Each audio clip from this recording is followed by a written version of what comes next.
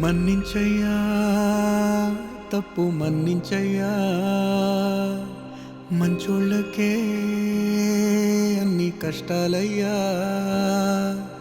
వెళ్ళిరయ్యా సెలవని అంటాంది కంట తడి ఉండలేక నీ ఎంబడే వస్తాంది గుండె సడి గురుదేవుడికా ఇంతటి శోకం